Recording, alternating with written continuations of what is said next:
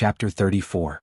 For any family in Willow Leaf Village, 10 taels of silver was a huge sum of money. Even for Lu Rui, it was the first time she had seen so much money in her life. But at this moment when she looked at Li Yi, she was thinking about more than this. A few days ago, on Chinese Valentine's Day, the poem, Celestial on the Magpie Bridge, was widely spread in Willow Leaf Village. Even illiterate girls in the village could recite it completely. Lu Rui did not know much about poetry. When she heard Li Yi's poem from Xuanhuan's mouth, she only found it to be catchy.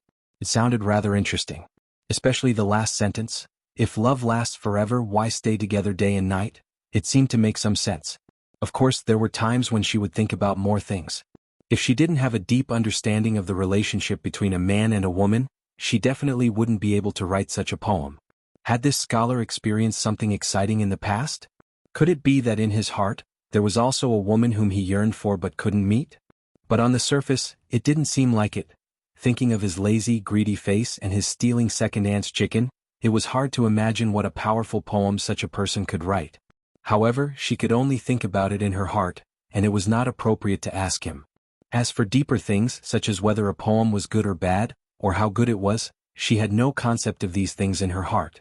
Poetry was something that scholars played with. She could grab any scholar off the street and he or she would probably be able to come up with something similar. But after seeing some things with her own eyes, she realized that things didn't seem to be like this. Just now, when she was buying some women's daily necessities on the street, she happened to overhear 2 women talking about a poem called Immortals of the Magpie Bridge. The content was exactly the same as the one she had heard before. Later on, when they talked about the author of the poem, both of them expressed their admiration for the gifted scholar named Li Yi. Until now, the talented scholar they were talking about gradually overlapped with the lazy figure in Lu Rui's mind. After that, she paid more attention and heard more information. For example, this poem came from a poetry meeting on the night of the Double Seventh Festival. It was said that someone picked up a prayer lantern on a pleasure boat. This poem, which caused an uproar among the literati of Anqing Prefecture, was written on this prayer lantern. Regardless of whether it was true or not, this rumor undoubtedly added a layer of mystery to the entire matter. However, this was a legendary story that most people only talked about after a meal. There were still a few people who did not doubt its authenticity. Lu Rui was one of them. She saw Xuanhuan's prayer lantern fly with her own eyes. At that time, no one in Willow Village would have thought that the ordinary poem written on the lantern would cause such a stir in a certain place. It was said that the champion of the Qixi Poetry Festival, a famous scholar from Qing Prefecture, had seen the poem, The Immortal of the Magpie Bridge. He tore his own poem into pieces and said, "I will never write another Qixi Poetry Festival again in this life."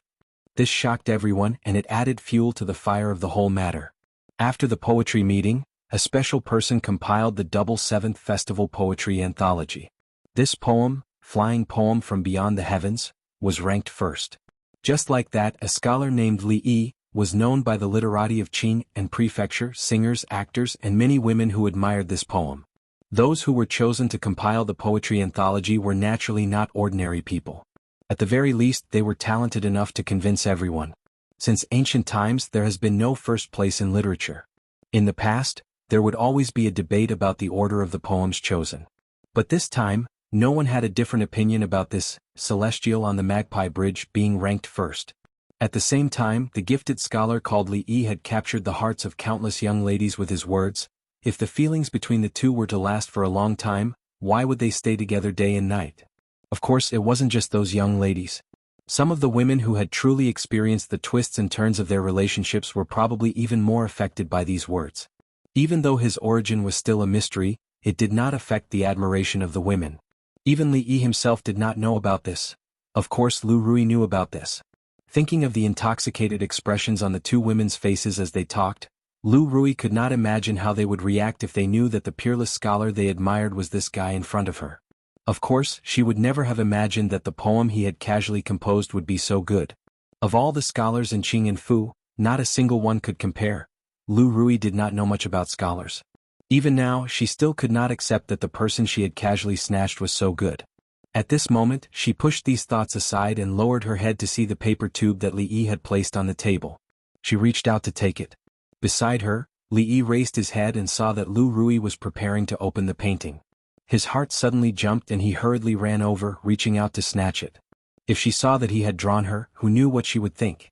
Naturally, Li Yi's speed could not catch up to Lu Rui. She lightly raised her hand and Li Yi pounced on empty air. What is this? Seeing how anxious he was, Lu Rui raised her eyebrows and asked. Nothing, it's just a doodle? Li Yi laughed dryly. He could not tell the truth at this time. If she thought that he had feelings for her brother-in-law falling in love with his sister-in-law, it sounded quite exciting. Lu Rui looked at him meaningfully. She did not open the painting in her hands and casually threw the painting tube back. Li Yi hurriedly caught it and his heart finally relaxed. How should we spend this money? Not wanting to be entangled in this problem, Li Yi hurriedly changed the topic. Of course, to buy grain. Everyone, including the large man surnamed Fong, spoke almost in unison. To them, even if they had 100 liang of silver, it was far from being able to carry a full jar of rice at home.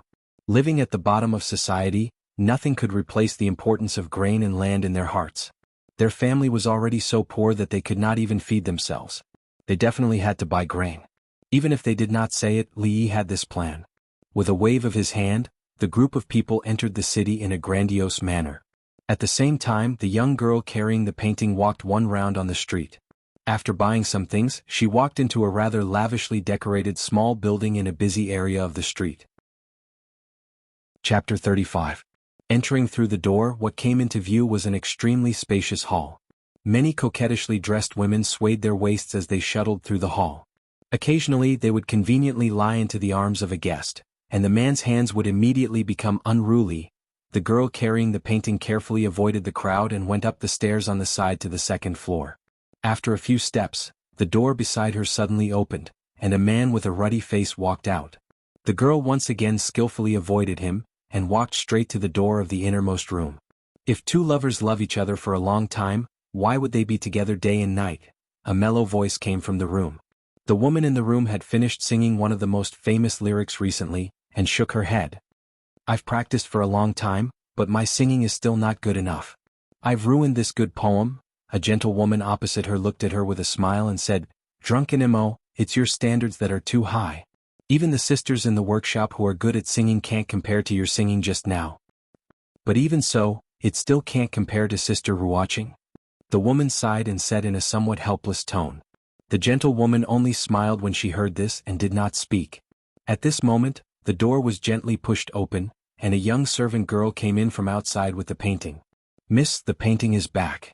The young servant girl walked to the two of them, and first handed the painting in her hand to the woman who had just sung, and then bowed to the gentle woman.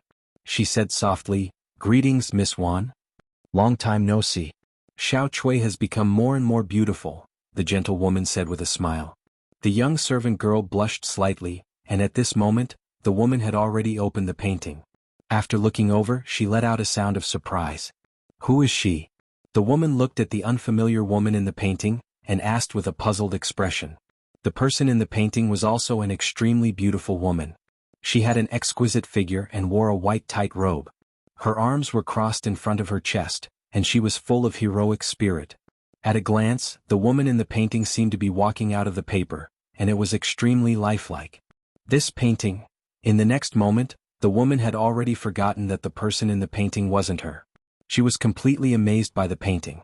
As the leading artist of the Jade's courtyard, she was very proficient in reading, writing, poetry, and painting. She was especially proficient in painting. This painting was exquisite, but there was nothing outstanding about it. However, she had never seen such a new form. There was no need for exquisite brushwork to be able to depict the characters so vividly.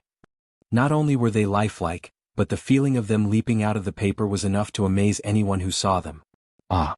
At this moment, the servant girl also saw the woman in the painting and couldn't help but cry out in alarm. Then she said with a bitter expression, Miss, I seem to have taken the wrong painting. I'll immediately exchange it. At this moment she was feeling a little regretful. If she had known this would happen, she would have listened to the scholar's words and opened it to take a look. She wouldn't have made such a mistake. Wait a moment. When the woman heard this, she shook her head and thought for a moment. Then she said, Leave this painting here. When you go to get the painting, tell the painter that we've bought this painting and ask him to paint another one. When the servant girl heard this, she nodded and walked out of the room. After leaving the room, she remembered that the scholar had already closed the stall early today. If she wanted to get the painting, she would probably have to wait until tomorrow. Xiao Chui, you really are an idiot." After cursing a few times in her heart, the servant girl pouted and went downstairs dejectedly. In the room, the woman's gaze was still on the painting. Her beautiful eyes flashed with surprise from time to time. She was filled with curiosity about this painting technique that she had never seen before. When the gentle woman beside her saw her like this, she also looked over curiously. When she saw who the woman in the painting was, she couldn't help but let out a soft cry of surprise. "This painting is so strange. It's clearly on the paper, but the woman in the painting looks like she's about to walk out." The woman nodded and said, "This must be a new technique. I don't know who thought of it, but this person's attainments in painting likely far surpass mine." At this point, a look of reverence appeared on her face. She thought that she had to get to know this painting master. At the same time, her gaze moved down. When she saw where the name should have been, her expression suddenly changed and a hint of anger appeared on her face. She scolded, "Which family's naughty child is this? How dare he randomly scribble on this painting? Lily, don't let me see you." After finally recognizing the name, the anger on the woman's pretty face became even more intense. In her heart, the naughty child, named Li had probably been spanked until his butt bloomed. At this moment, the woman did not notice that after hearing the name, Li, the gentle woman beside her was stunned for a moment. Then, she hurriedly looked at the lower left corner of the painting. When she saw the crooked handwriting that looked like the handwriting of a child who had just learned to write, a deep joy suddenly appeared on her beautiful face. After confirming the familiar handwriting, she suddenly grabbed the hand of the woman beside her and said anxiously, "Zuimo, who made this painting? Quick, take me to see him." "Sister, watching, what's wrong?" The woman named Zuimo had never seen the gentle woman show such an expression. After being stunned for a moment, she asked with a face full of surprise. The burly man surnamed Fong and the others each carried 2 stone of grain on their shoulders as they strode out of a grain shop in Qingyan Prefecture. The shop assistant at the door stared with wide eyes as he watched these burly men easily carry 2 bags of rice on their shoulders and stride like the wind. He could not help but swallow a mouthful of saliva. It was not that there were no people who bought so much grain at once. It was not that he was surprised by this. It was just that the strength of these burly men had truly frightened him. 10 stone of rice cost a full 5 taels of silver. In such a short time, half of Li Yi's wealth had already been spent. Although it was a little painful, Li Yi would not hesitate at all to spend the money that should be spent. The horses that had been led down the mountain in the morning still needed to be used for the next 2 days. The group could only walk back. Green Willow Mountain was not far from Anqing Prefecture.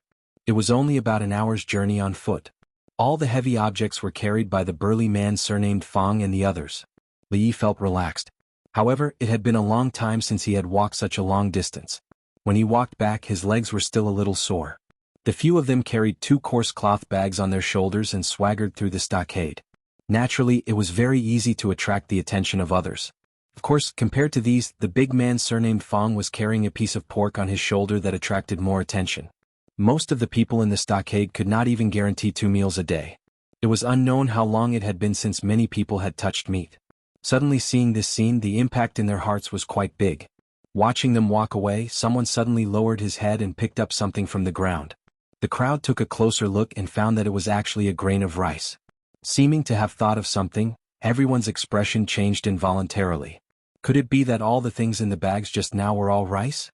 There was so much grain. Did they go down the mountain to rob it? Such an absurd thought appeared in everyone's mind. Chapter 36.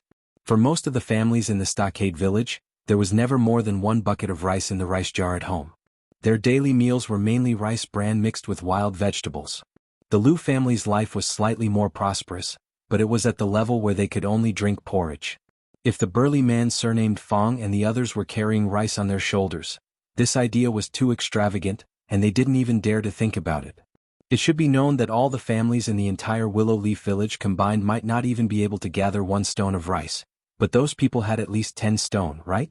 Under everyone's suspicious and shocked gazes, the burly man surnamed Fong and the others walked through the stockade village with their heads held high.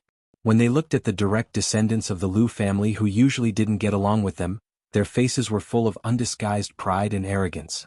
In this day and age, being able to fill one's stomach gave one the right to be arrogant.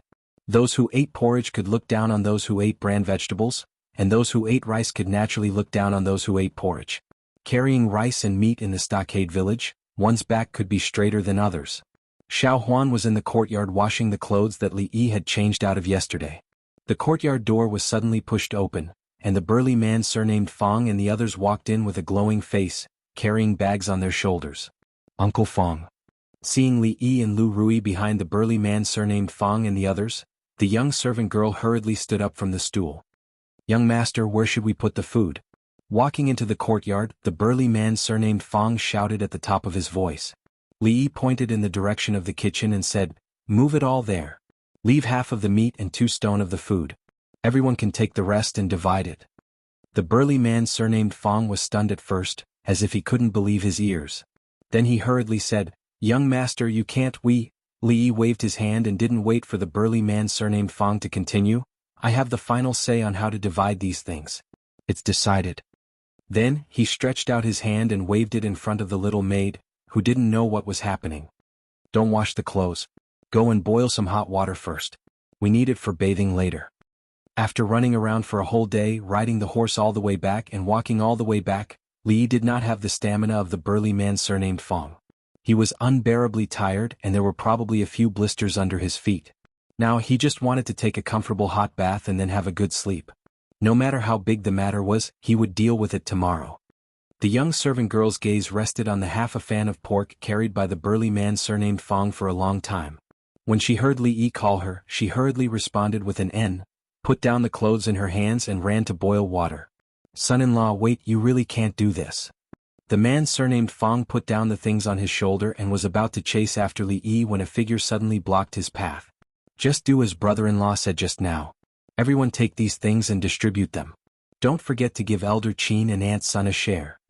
Lu Rui watched Li Yi's back disappear into the house, and a strange look flashed in her beautiful eyes. Then she turned to speak to the burly man surnamed Fong and the others. "Second miss, the burly man surnamed Fong and the others looked at her with complicated gazes, but they didn't say anything for a long time.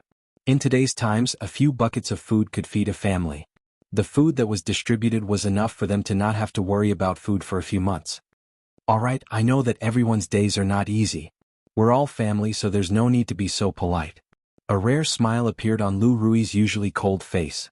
After a long time, the burly man surnamed Fong turned around and saw that the few people behind him were still looking in the direction that Lu Rui disappeared with grateful eyes.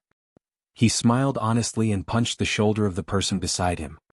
He pointed to the kitchen and said, "What are you waiting for? Move the things in first." Wearing only a loincloth and lying in the wooden bathtub that was half the height of a person, Li Yi immediately felt refreshed. The fatigue accumulated during the day was swept away. The only flaw was that the space in the bathtub was a little small.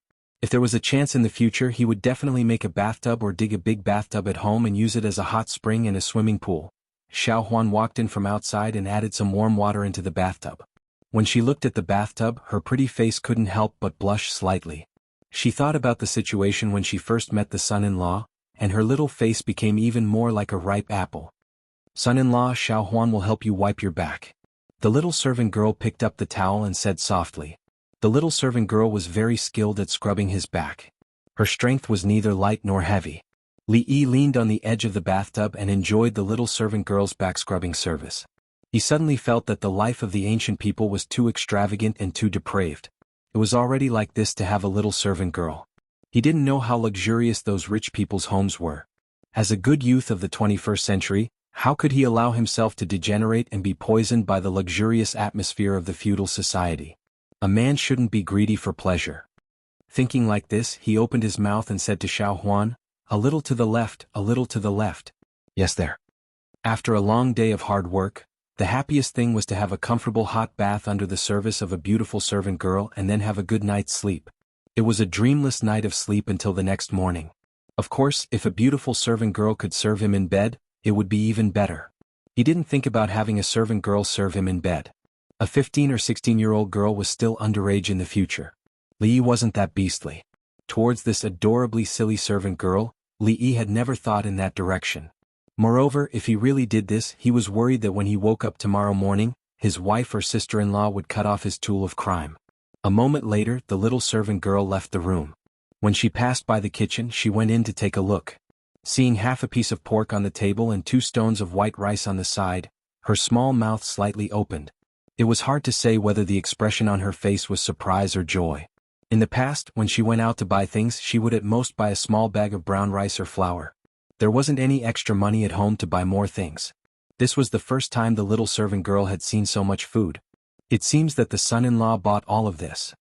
After muttering a few words, a trace of a smile appeared on the young girl's face. She faintly felt proud. Putting away the piece of pork, she walked briskly back to the courtyard to wash the clothes that she hadn't finished washing. Halfway through the bath, she remembered that the son-in-law had instructed her to lock something in a cabinet and not let the second young miss see it. The young maidservant hurriedly got up and picked up a painting tube that was placed on the table by the door. Just as she was about to lock it in the cabinet, her footsteps suddenly paused. She peeked into the bedroom and found that Li Yi was already asleep. When she looked at the thing in her hands again, a trace of doubt appeared on her small face. What is it that is so mysterious? Not letting second Miss see, Xuanhuan secretly opened it to take a look. Son-in-law shouldn't know, right? Once again confirming that Li Yi wouldn't suddenly wake up, the young girl pulled open the string on the outside of the painting tube like a thief. When the portrait of an extremely beautiful and unfamiliar girl appeared in front of her, the little servant girl's expression froze. For a moment she was stunned. After a long time, she stuck out her tongue and said in a small voice, "If two people love each other for a long time, why would they stay together day and night?" The person son-in-law was talking about, could it be this girl? In short, she could not just casually throw something into the pot and cook it like before. Eating should be a kind of enjoyment, not as simple as filling the stomach. After washing up, he walked to the door and stretched his body. Breathing in the fresh air from the mountains, he immediately felt refreshed.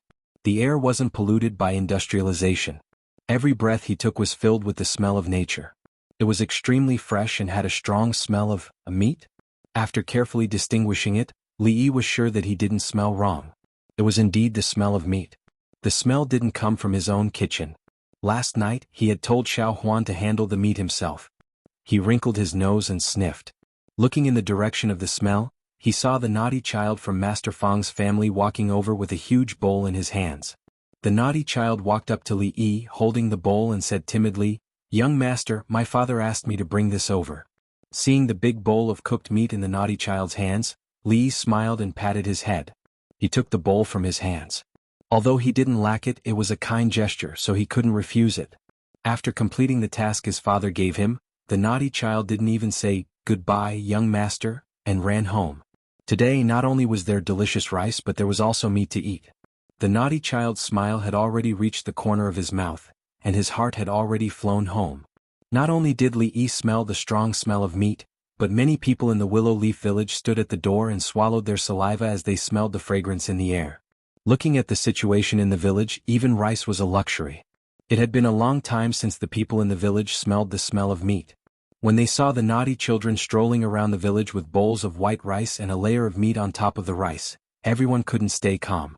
Not to mention pork, even the richest family in the village couldn't be so extravagant with white rice. A group of landless tenant farmers actually ate better food than the people of the Liu family who had land. Many people couldn't help but stare at them.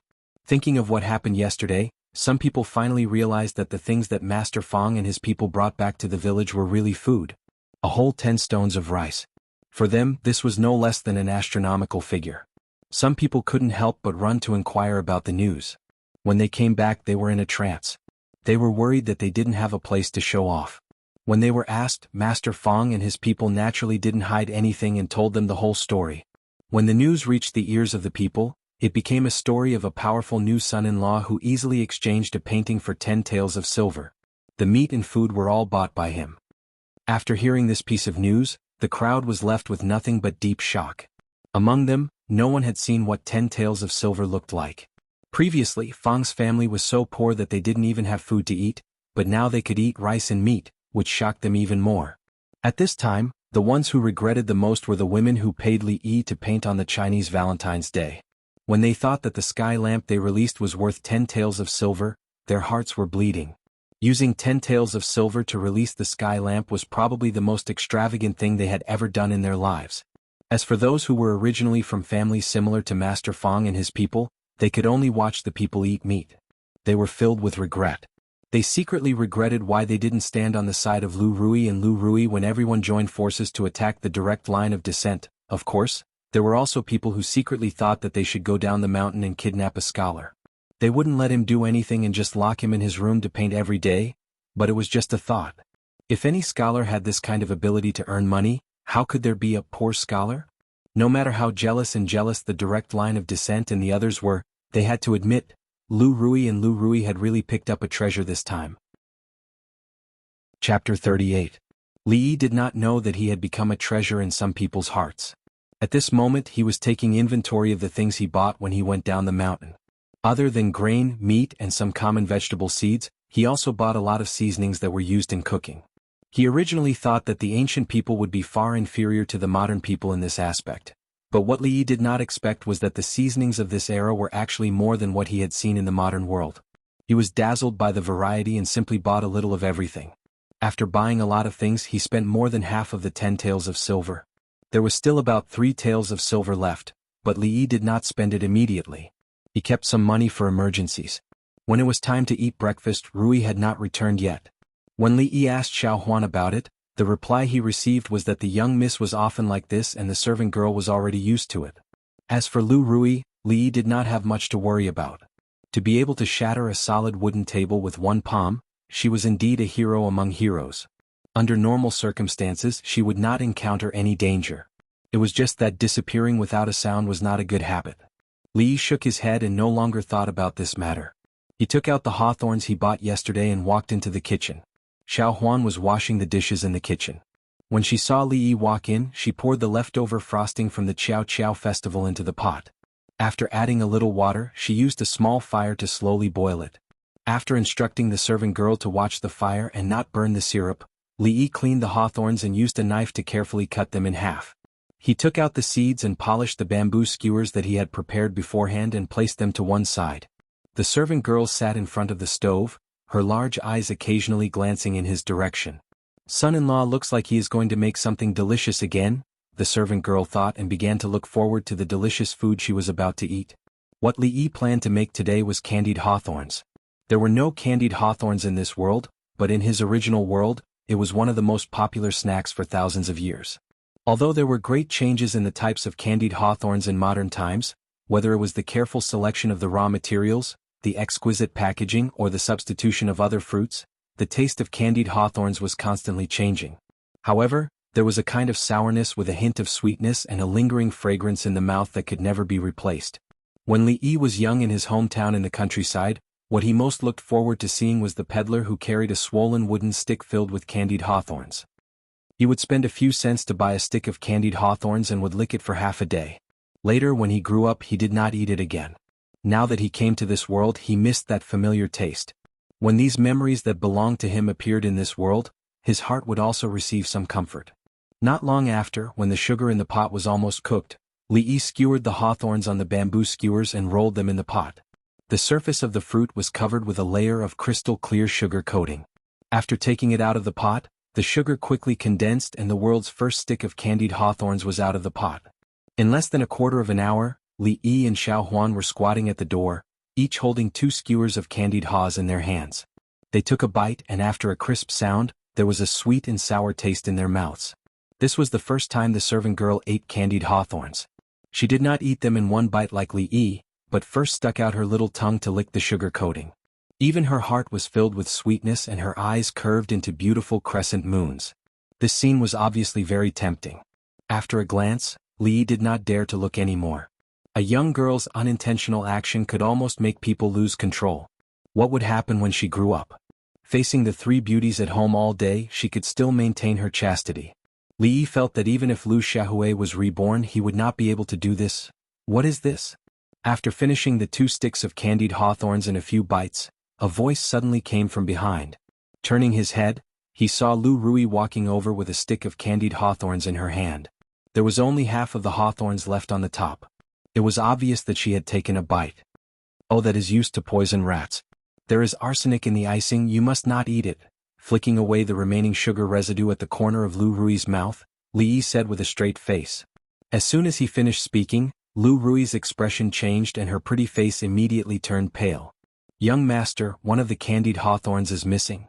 At this moment, the young servant girl walked over with 2 sticks of candied hawthorns in her hand and said with some confusion. Lu Rui turned her head and saw the thing in Xuanhuan's hand. There was still a bit of sugar coating at the corner of her mouth. When she turned back to look at Li Yi, her pretty face turned cold and her hand was already on the hilt of the sword at her waist. Li Yi raised his eyebrows. He was so used to teasing Xuanhuan that he did not realize that it was the witch Lu Rui just now. He stood up abruptly and strode out of the door. I remember now, we still have to go to school today. The young servant girl was stunned when she heard that. She said, "Young master, have you forgotten? The school is closed today, you don't have to go." Ahem ahem. Little Huan, you remembered wrongly. Li Yi coughed dryly as he quickened his pace. His casual joke had clearly frightened Lu Rui. If she were to fly into a rage out of humiliation, he would not be able to withstand it with his puny body. Bang! Li Yi, who was rushing away from the scene, was caught off guard and bumped into someone. It was soft and he smelled a familiar fragrance. Lu Rui raised her head and looked at him. She frowned and said, "Husband, why are you in such a hurry?" Li Yi looked up and was about to speak when he suddenly saw blood seeping out of her sleeve where he bumped into her just now. He could not help but be stunned. It was just a bump. Was it so serious? Then he realized something and hurriedly grabbed her hand and asked, "Are you hurt?" "Miss, what happened to you?" The young servant girl ran out of the courtyard and asked in panic. Lu Rui's figure followed closely behind. Seeing that she was standing there and was not seriously injured, she felt slightly relieved and asked, "Are you okay?" Lu Rui withdrew her hand without a trace and smiled faintly. She said, "It's just a small injury. It's not a big deal." She reached out and handed a small bag of things to Xuanhuan. She said, "There's some food here. Put it in the kitchen. You've lost so much blood. What's not a big deal?" Li Yi frowned and threw the small bag of food to the side. He grabbed Lu Rui's hand again and strode into the house. "Xuanhuan, go boil some water and bring the small box in my room over." Soon a voice came from the house. The young servant girl nodded and ran to the kitchen to boil water. Being dragged into the house by Li Yi, Lu Rui opened her mouth but did not say anything in the end. Inside the house, Li Yi held Lu Rui's arm and untied the bandage she had casually wrapped around her wound. When he saw the wound that was more than 2 inches long and was still bleeding, he could not help but gasp. "How did you get hurt?" A cold light flashed in Lu Rui's beautiful eyes when she saw the wound. Chapter 39. At this moment, the most important thing was not how Lu Rui got injured but how to treat the wound. In ancient times there were no antibiotics. If the wound got infected and the condition worsened, there was no way to treat it. One could only lie down and wait for death. Without any awareness of disinfection, the number of people who died from infected wounds every year was uncountable.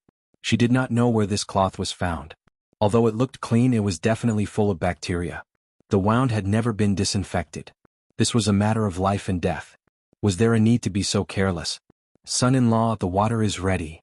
Not long after, a maidservant ran in with a clean copper basin. The conditions were too harsh and there was no condition to use alcohol or iodophor to disinfect. He mixed some salt water according to the ratio and asked the maid to throw a clean towel into the pot to boil. After dipping it in the salt water, he carefully cleaned Lu Rui's wound. The effect of salt water was not as good as alcohol, but it was better than nothing. Fortunately, the wound was not deep. Otherwise, the wound would have to be sutured before the medicine could be applied. There was no medical bandage, so he could only use gauze that had been boiled in boiling water as a substitute. The last time when Xuanhuan cut her hand, Li Yi prepared some and it came in handy this time. From the beginning to the end, Lu Rui just watched quietly and did not say a word. As a martial artist, there were countless bumps and bruises in daily life. However, their physique was far better than ordinary people. Even if it was a knife wound, it could heal quickly. She did not take such a small injury to heart. But at this moment, Li Yi's serious look made her not say the words of rejection that she wanted to say. This was the first time in her life that she had seen such a method of treating wounds. Although she didn't know why he had to use salt water to clean the wound, and the gauze used to bandage the wound seemed to be particular, Lu Rui was very convinced of Li Yi's abilities. Moreover, this feeling of being taken care of was something that she had not experienced for a long time. Of course, if he did not tie a butterfly knot with the gauze at the end, everything would be even more perfect. As for Lu Rui taking apart the butterfly knot that she tied with great difficulty and making an ugly knot, Li Yi had some complaints in his heart. What a beautiful bow. It was pleasing to the eye and looked a little cute. Xuanhuan was still the most obedient. After treating Lu Rui's wound, she went out to teach the little maid how to tie a butterfly knot. "Sis, in the future, don't help the government catch those fugitives." After Li Yi and Xuanhuan left, Rui sat in front of the bed, holding Lu Rui's hand and said after a long silence. Lu Rui smiled and said, "I was careless this time and underestimated his strength. It won't happen again. Sister, you don't have to do these things anymore." Lu Rui seemed to have thought of something as a smile appeared on her pretty face. She said, "Our family will no longer lack food in the future." Lu Rui didn't understand what she meant. He looked up at her in confusion. "Do you still remember the immortal magpie bridge?" Lu Rui's face showed a rare hint of teasing as she said, "Sister, you have a good husband." As the young girl spoke in a low voice, Lu Rui's pretty face finally showed a surprised expression. "The Qishi poetry champion, 10 taels of silver for a painting?" In the room, the two of them whispered to each other like sisters. Li Yi tied a ribbon into a butterfly knot and tied it on the little maid's hair. The young girl lowered her head and fiddled with the corner of her clothes, her pretty face blushing. Reality proved that Li Yi's worries were completely unnecessary. The speed at which Lu Rui's wound healed far exceeded his expectations. This made him extremely suspicious in his heart. Could it be that her body structure was different from others? Such a long gash could heal without leaving a scar in half a month. Was she still a human? Of course, his relationship with Lu Rui hadn't reached the point where they could study each other's body structure. This kind of strange relationship between husband and wife was probably the only one in the stockade village. Sitting on a rock under the tree in front of the door, a group of naughty children whizzed past him. When they ran past him, they bowed and greeted him, "Mister," and then whizzed away. Teaching the naughty children was still a part of Li Yi's daily life. The naughty children now didn't just know how to write their own names. When he was bored, he taught them how to write Arabic numerals. After a few days, the naughty children's level was still at the level of addition and subtraction within 10. In the beginning, the naughty children were very slow to accept this new type of marking. However, ever since Li Yi took out a stick of candied hawthorn as a reward for the naughty child who memorized it the fastest, all the naughty children couldn't sit still anymore. The power of candied hawthorn began to show for the first time in this strange world. In just one morning, all the naughty children in the school had memorized how to write the Arabic numerals 1 to 10. It was completely different from the later generations, where they had to make up a mnemonic song like, 1 is thin and long like a pencil, 2 is like a duckling floating on water. For the naughty children, delicious food was the #1 productive force. Therefore, in the afternoon, all the naughty children in the school ate candied hawthorn. Of course, Li Yi's position in the hearts of the naughty children had risen to a new height. The naughty children didn't care about the grudges between their elders. They would remember whoever told them stories and gave them candies. Even the naughtiest naughty child in the stockade village would behave in front of Li Yi. This was something that all the naughty children's parents were envious of. Moreover, in the recent days, the image of Li Yi in the hearts of the direct descendants of the Lu clan had undergone an earth-shattering change. They could look down on the scholar who didn't even have the strength to truss a chicken, but if this scholar could casually draw a painting in exchange for 10 stone meters of rice, then everything would be different. Looking at the fact that someone who used to live at the same standard of living as them or even worse than them, could eat rice for every meal, this kind of psychological gap was not something that could be erased in a short period of time. Moreover, it could be foreseen that this was only the beginning. It wouldn't be long before there would be an even greater gap in the stockade village.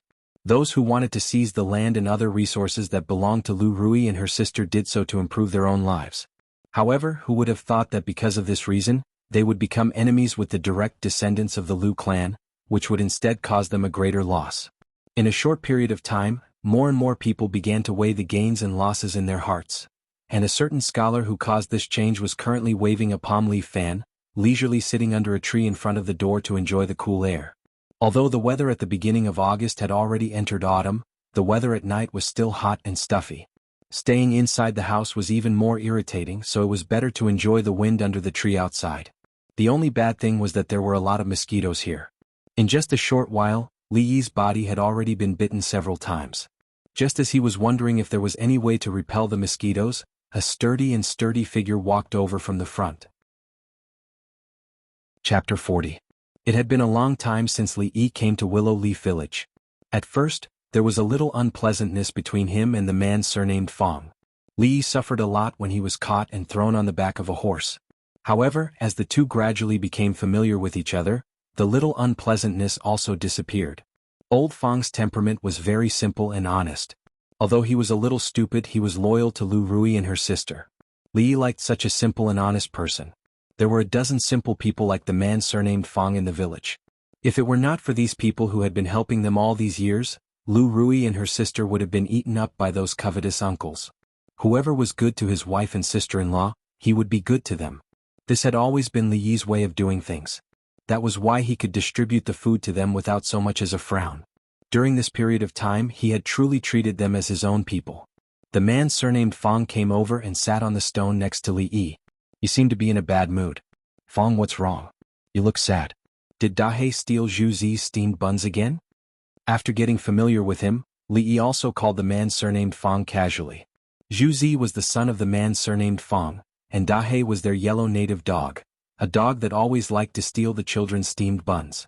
Li Yi had seen countless times that Dahe had a steamed bun in its mouth, and the man surnamed Fong chased it all over the village with a broom in his hand. He swore that he would kill it and eat it with wine when he got back. As a result, the chase between a man and a dog would happen again every few days. It was reasonable to say that the man surnamed Fong should not be worried recently. Because of the food distributed last time, Fong's family temporarily moved from the bottom of the village to a well-off level and walked ahead of most people. At least for a short time they did not have to worry about food and clothing. This was also what Li Yi found strange. At this time the burly man surnamed Fong obviously shouldn't be worrying. Could it be that he also encountered those special days of the month? Of course, it could not be ruled out that the couple's life was not harmonious last night, and he was despised by his mother-in-law in the morning. However, looking at Fong's energetic appearance, this possibility should not be high. Sigh. The man with the surname Fong sighed and turned to look at Li Yi. He asked, "Young master, do you think I can only stay with my mother-in-law for the rest of my life?" When he said this, a strong unwillingness appeared on the face of the simple and honest man. At this moment, Li Yi actually saw in his eyes an unyielding resistance to fate. He looked at Fong with some surprise. If he didn't misunderstand, was Fong talking about his life ideals with him?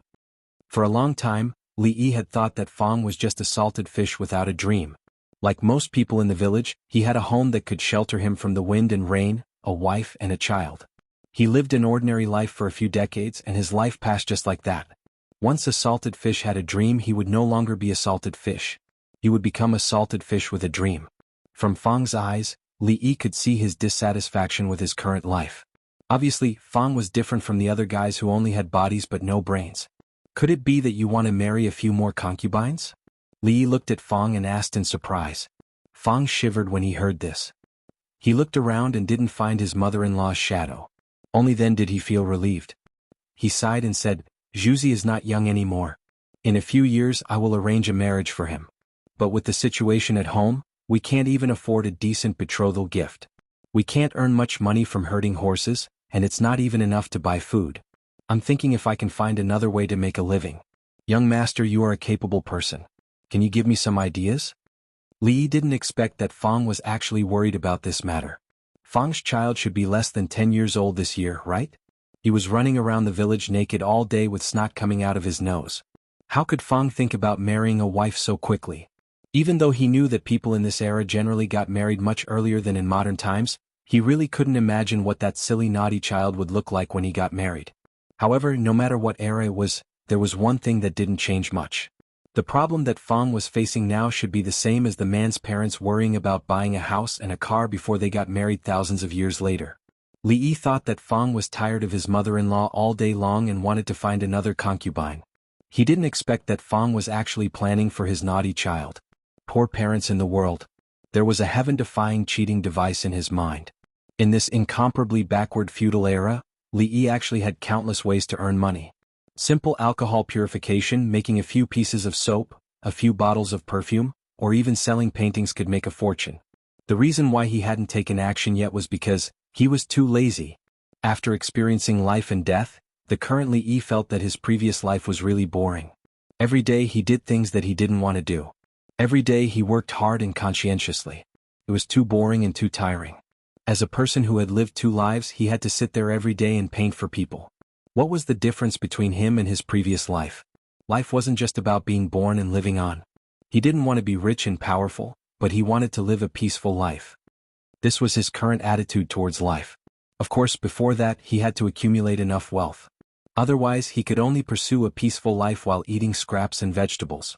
It was a good thing that Fong had ideas and ideals. Recently, Li Yi also had an idea in his mind. After being here for so long, it was time to do something for this world. High-density alcohol and soap could not be made in a hurry. Just buying the raw materials would cost a lot. Without dozens or hundreds of taels of silver, he could only think about it. The cost was small and the returns were quick. Li thought about it for a while and finally came up with a good idea. The candied haws that only appeared in the Willow Leaf Village should go out of the mountain and bring benefits to the naughty children in this world. The hawthorn fruit needed to make candied haws was called red fruit in this world. For people living in the mountain, it was a material with zero cost. There was a large hawthorn forest behind the mountain, and there were as many fresh hawthorn fruits as one wanted. The icing used to make the candied haws needed to be bought in the marketplace at the foot of the mountain, but the price was not too high. 2 taels of silver were enough to start the candied haws plan. For the time being, it would be the first step of his plan to make money in this world. Li Yi had absolute confidence in this kind of treasure, which had been passed down for thousands of years in the original world and was still very attractive to naughty children. The reason why he hadn't brought it up was that he didn't want to work himself to death all day carrying a stick through the streets. When he turned around and saw old Fang's depressed face, Li Yi's face lit up like a spring breeze. Speaking of this idea, I do have one. Chapter 41. When Fang stood up and went home, his face was still a little confused. With his wood-like brain, he still couldn't figure out what was so good about those unripe and sour red fruits that he didn't like to eat. Why did the son-in-law want him to pick those things? As for the reason why he wanted him to chop the bamboo, old Fang couldn't figure it out. But soon, the confusion and bewilderment on his face disappeared. Thinking about the white rice and pork at home, all of old Fang's doubts were thrown out the window. The son-in-law was very capable. If he followed the son-in-law, he would have meat to eat. His words couldn't be wrong. In the following days, Fang's life began to become busy. Not only Fang, but also the naughty children of the Fang family were ruthlessly deprived of their time to play. They could no longer follow the naughty children in the stockade every day. They followed their father, went to the back mountain in the morning and came back in the afternoon, often carrying a few bamboo sticks on their shoulders.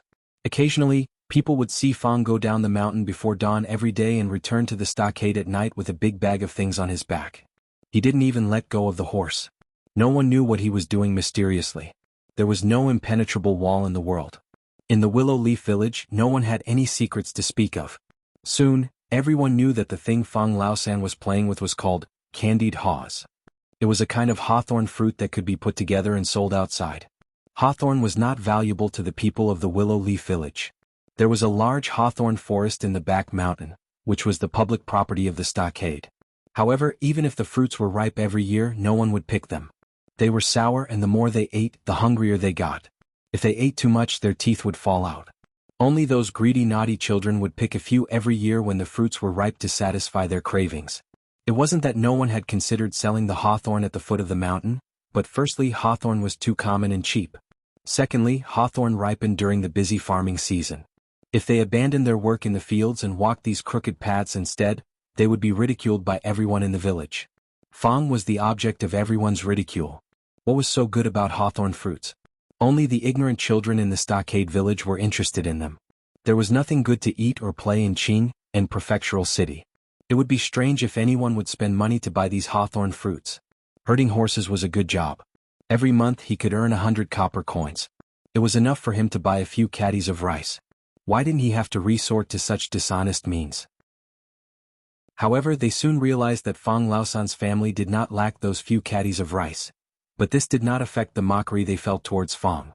When everyone didn't have any lofty ideals or ambitions and just wanted to be a salted fish for the rest of their lives, Fang, a salted fish with dreams, would easily attract the attention of others.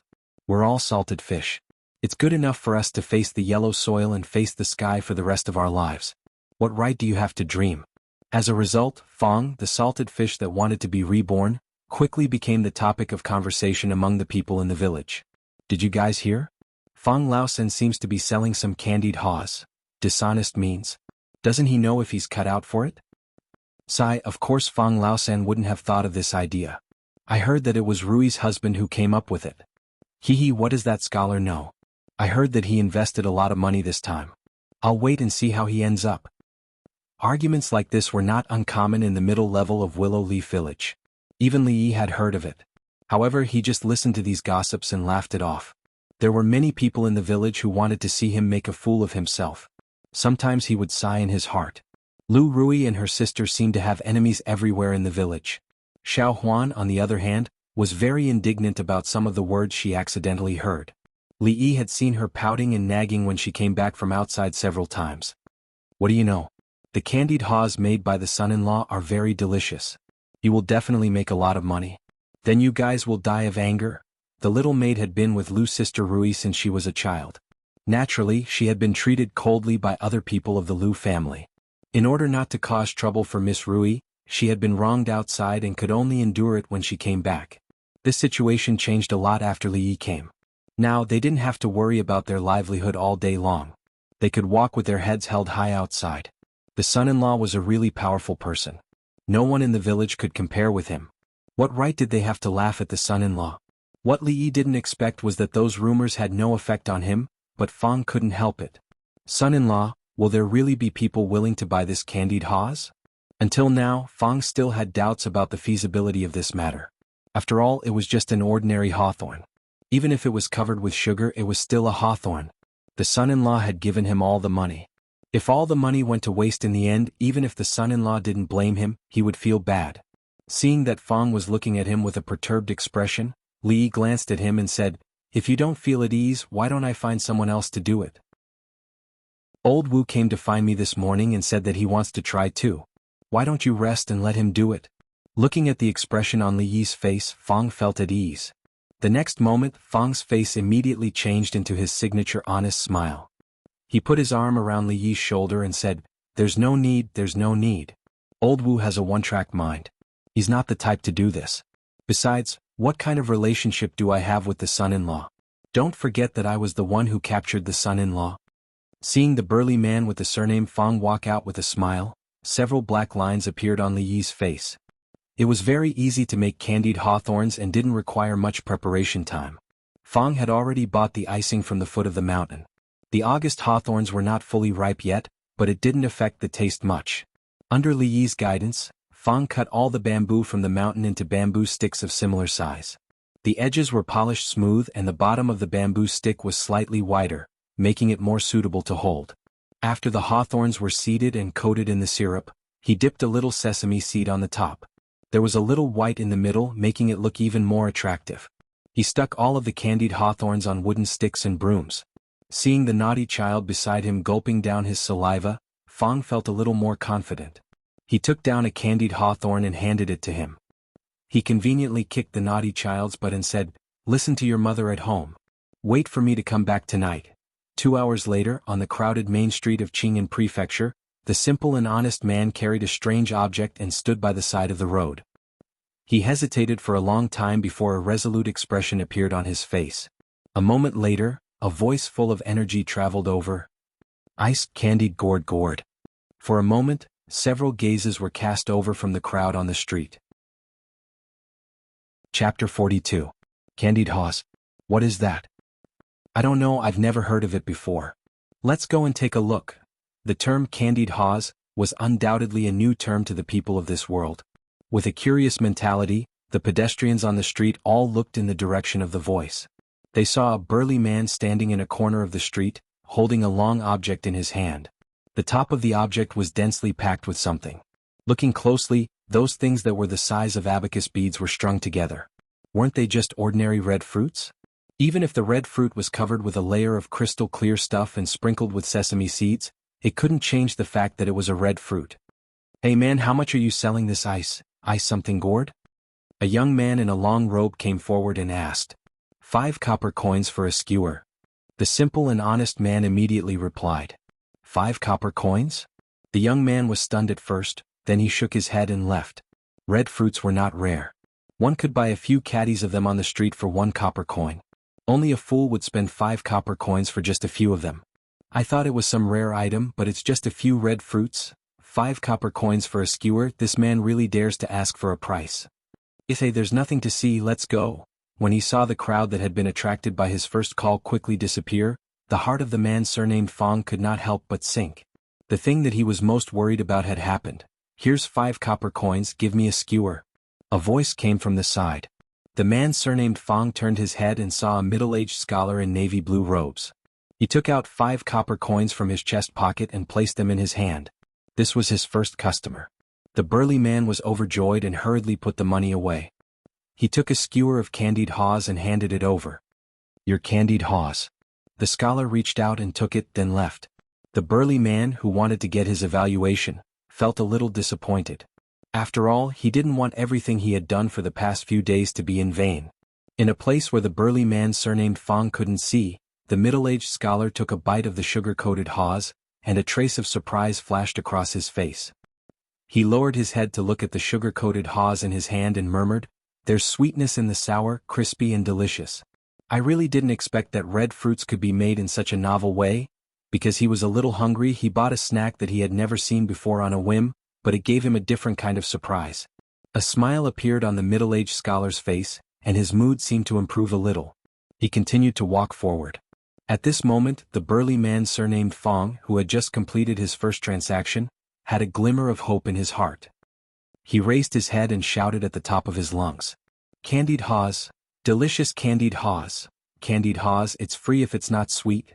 After an hour, the man with the surname Fong, whose voice had become somewhat hoarse from all the shouting, leaned against the wall in an extremely discouraged manner.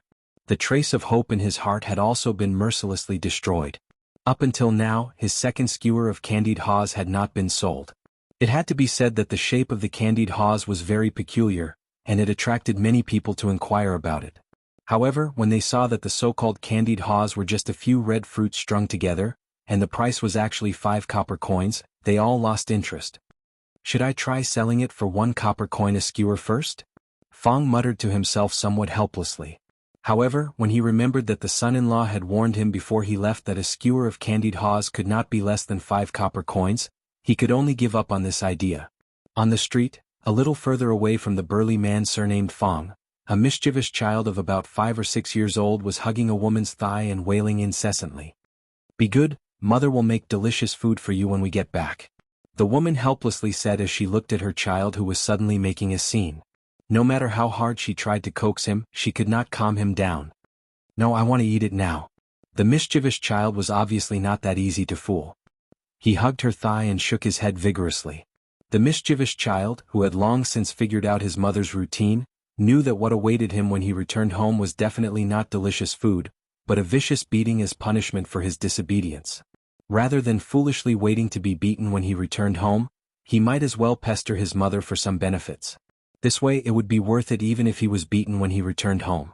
The mischievous child who was making a scene on the street quickly attracted the attention of passers-by.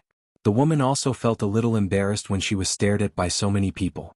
She wanted to calm the child down first, and then slowly educate him when they returned home.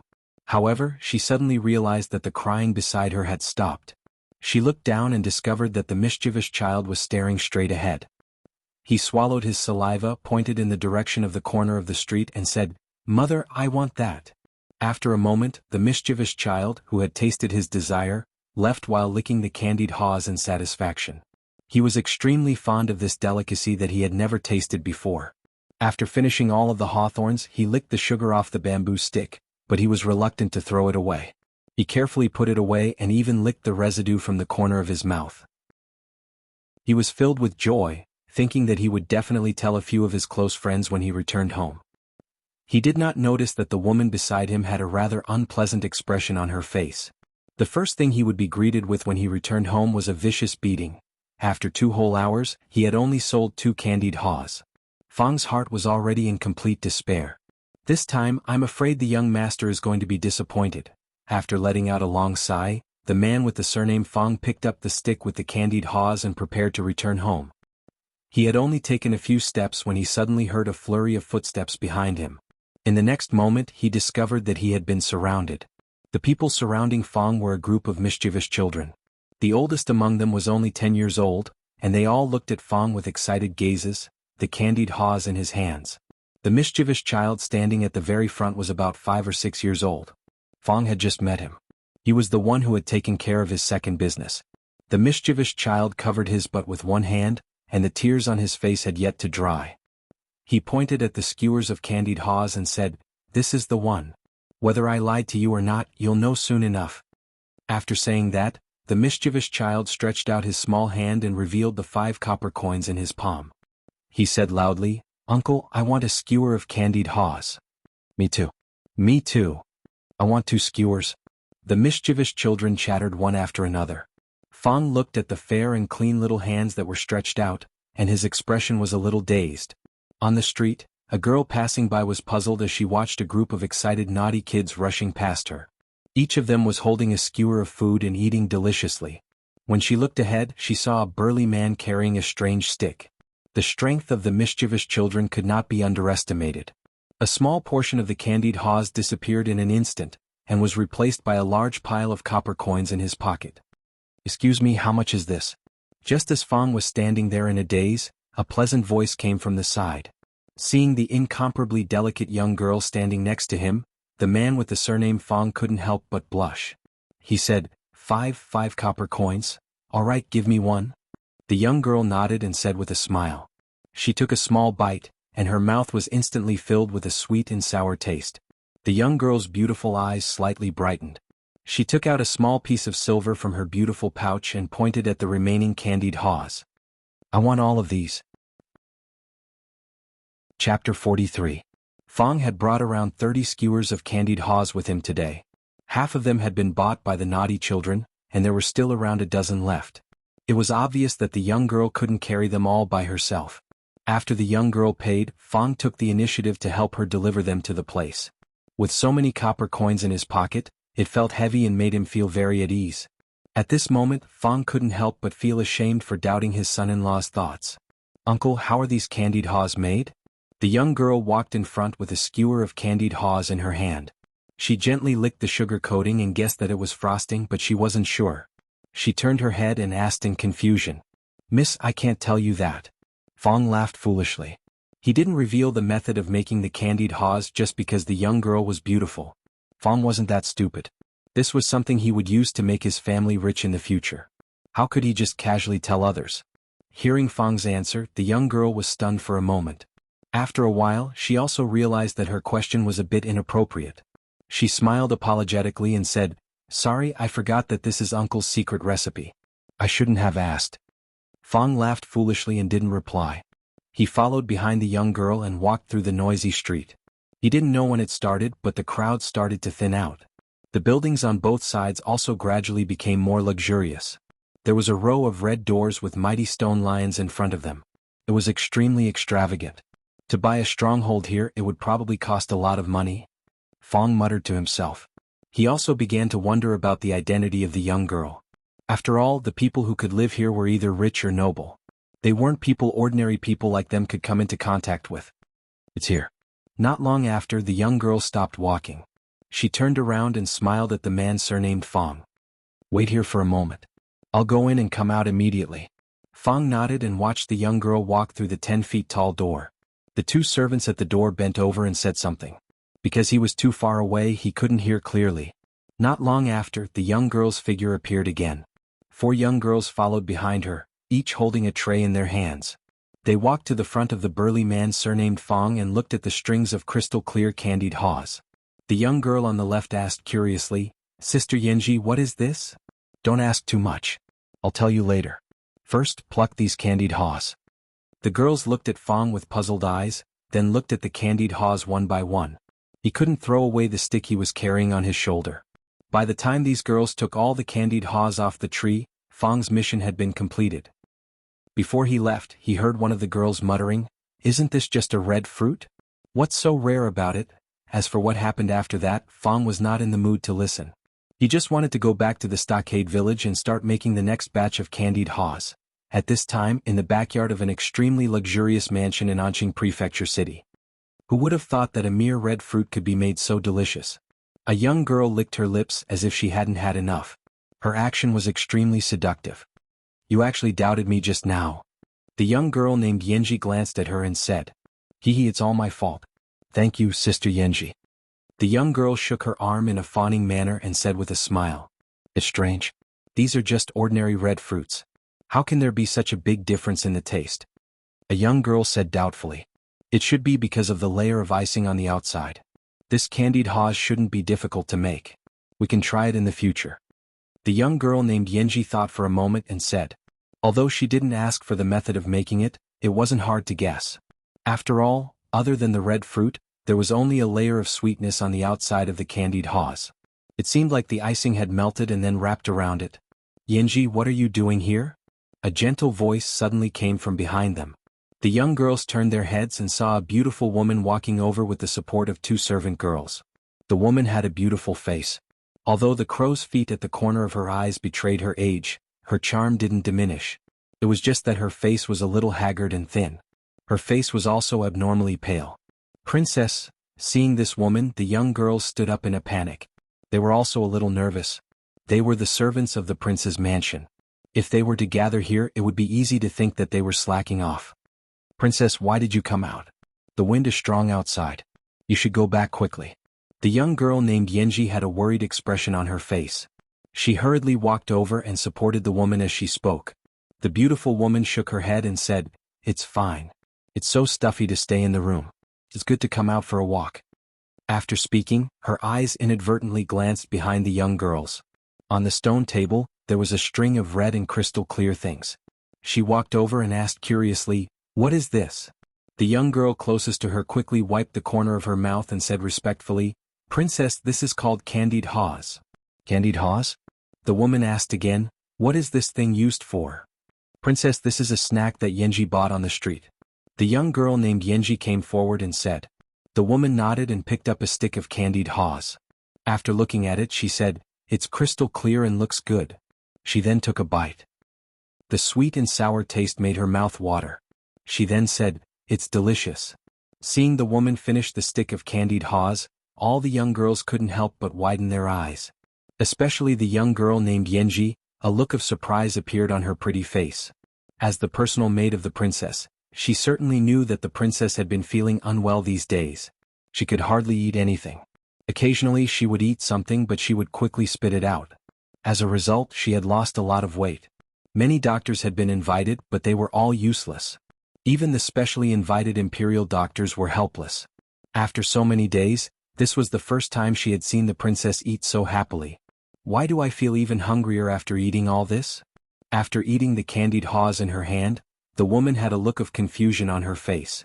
She said, "Yanji, tell the kitchen to make some food and send it to the room later." "Yes, princess, I'll go right away." The young girl's face was even more surprised.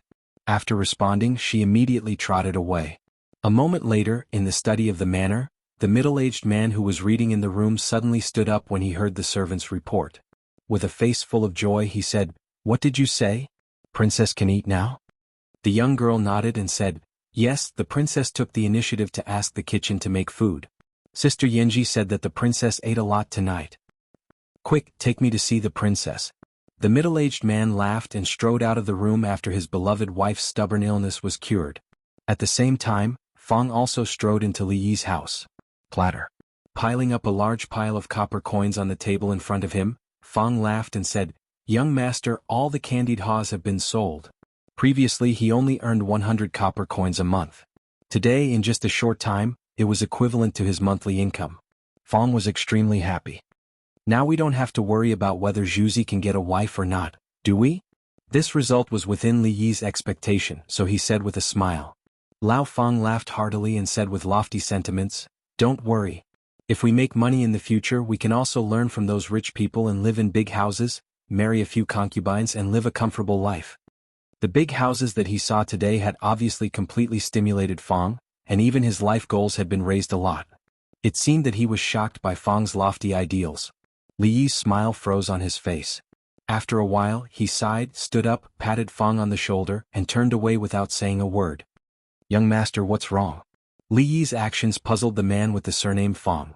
Just as he was about to ask, he seemed to have sensed something. He turned his head abruptly and saw a familiar face appear behind him. However, at this time this familiar face was extremely gloomy. Who else could it be but his wife? "Fool, what did you just say?" In just a moment, the broom in Li Yi's house was in Madame Fong's hand. What a sin! Li Yi stood in the courtyard and heard the screams coming from the room. He sighed deeply. Chapter 44. Li really couldn't see it. Fong, who usually looked very gentle, could turn into a tough woman in a second. She waved the broom vigorously in her hand. Fang had a body full of skills, but at this moment he couldn't use any of them. He could only cover his head and flee like a rat. Li Yi, who was standing in the courtyard, happened to catch a glimpse of Madame Fang's ferocious scene inside the house, and he couldn't help but sigh in his heart. If you're not from the same family, you're from the same family. Old Fang's family probably all have Super Saiyan genes and can complete a gorgeous transformation in an instant. Half an hour later, Li Yi waved a palm leaf fan in his hand and leisurely sat under a tree at the entrance to enjoy the cool breeze. Opposite him, the bruised and swollen face of the burly man surnamed Fang looked at him with a bitter expression. Son-in-law, you are not kind. Fang held back for a long time before saying this. Obviously, he was still brooding over the fact that Li Yi didn't remind him just now. Don't look at me like that. I didn't say anything. You asked for it. Being stared at by this guy with big eyes, Li Yi always felt like he was being stared at by a dog. He hurriedly waved his hand and said. It was obviously Fang who had a cheap mouth. This kind of thing couldn't be blamed on him.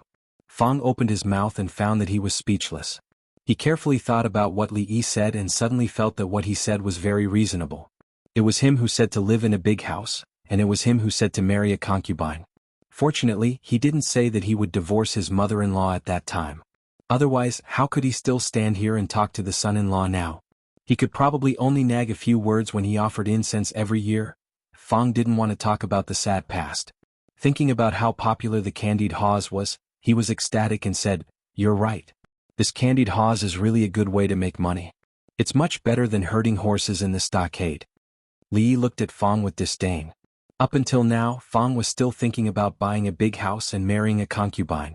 Perhaps even in his next life he would not be able to realize this dream. Son-in-law, what should we do next? Previously, Li Yi had said that today was just a small experiment. Fang couldn't wait to ask. Even good wine was afraid of a deep alley. If he wanted to sell candied haws in this world, it was obviously not enough for Fang to carry a stick and sell them on the street alone. Li Yi needed more manpower. Go and ask everyone who else is willing to participate in this matter. We need more people. Li Yi thought about it and said.